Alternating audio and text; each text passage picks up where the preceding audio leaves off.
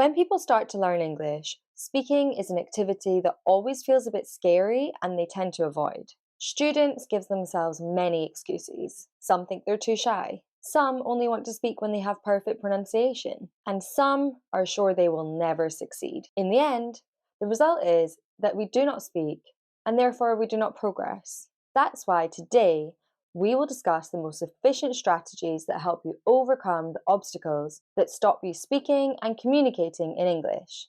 Let's dive right into it and look at 4 strategies that will give you the confidence you need to start speaking in English. At first, we can all feel embarrassed, which can paralyze us. It's a frustrating feeling, so the most important thing to do is get organized. First, you need time and preparation to reduce your anxiety. So, you could start by communicating with English speakers through written messages. With this approach, you can practice without the pressure of a live conversation. The second strategy is to start speaking English in a controlled environment. For this, we have a few different options. You could find a language partner, do a video call, or meet in person. If you're a Mosalingua Premium user, you can also ease your way into speaking English by practicing first with MosaChat AI, a language tutor powered by AI that you can communicate through messages or voice notes. Practicing with a fellow student or AI tutor can really reduce anxiety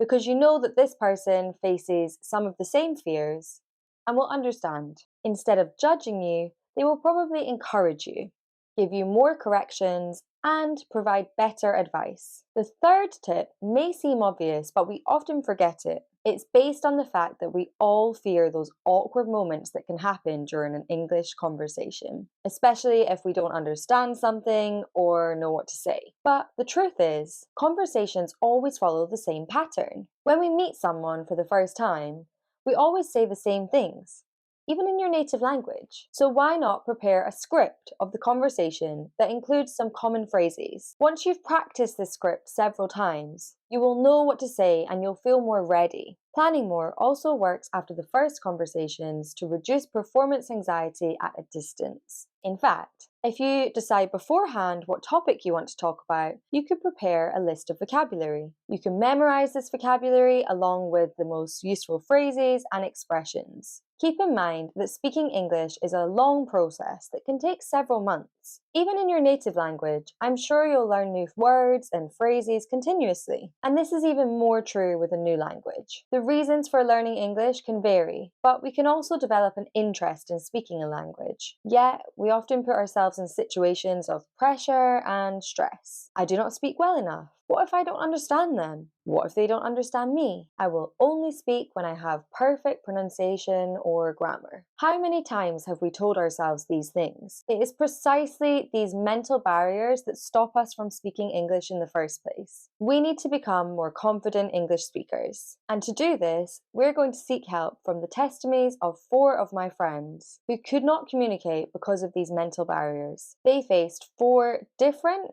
but common obstacles. Let's see which ones. First person I want to tell you about is Marika. She's very shy. Speaking English seemed impossible to her given her lack of confidence. The thought of an English conversation, even a brief one, made her panic because she assumed it would go badly. What she needed was to put things into perspective. After all, what's the worst thing that can happen during an English conversation? The risks posed by these obstacles are much smaller than you think. If you use a new word and pronounce it wrong, and someone doesn't understand you, just try again. At most, you'll need to think of a synonym. And if you mispronounce something, the listener will understand that you're still learning. Overcoming the obstacles of spoken English is easy when you have all the tools to curb this fear and gain confidence. Next is Marco. Confidence is not a problem for him, but he is a perfectionist. That's why he tends to use only very simple sentence structures and easy vocabulary that he knows how to use correctly. The big problem with this kind of behavior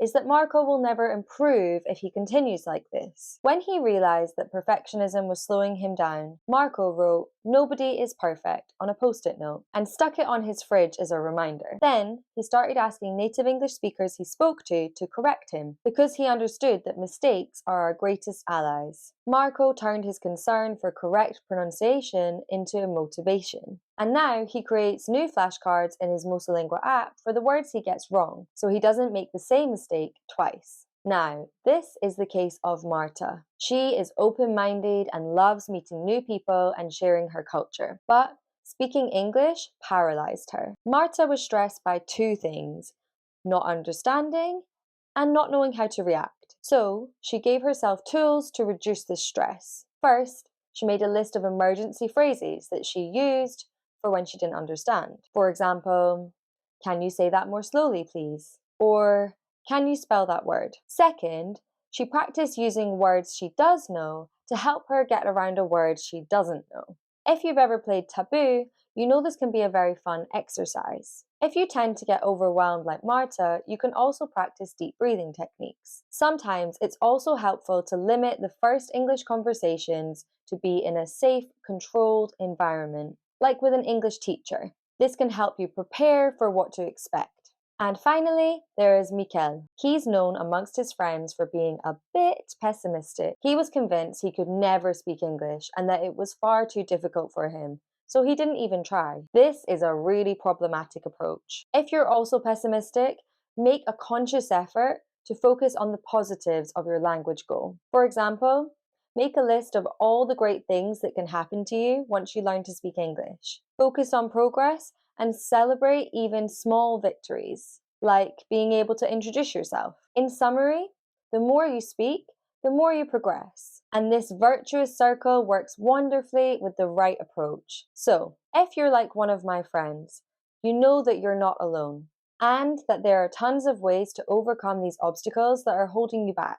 I am sure you will become a confident speaker. If you need an extra boost, our masterclass, Speak English with Confidence, covers many of these issues and more. Thanks for joining me today. To make sure you don't miss the following steps that will help you master English faster, subscribe to our channel and turn on your notifications. And if you're listening on Spotify or Apple Podcasts, follow us or subscribe so you don't miss any more episodes.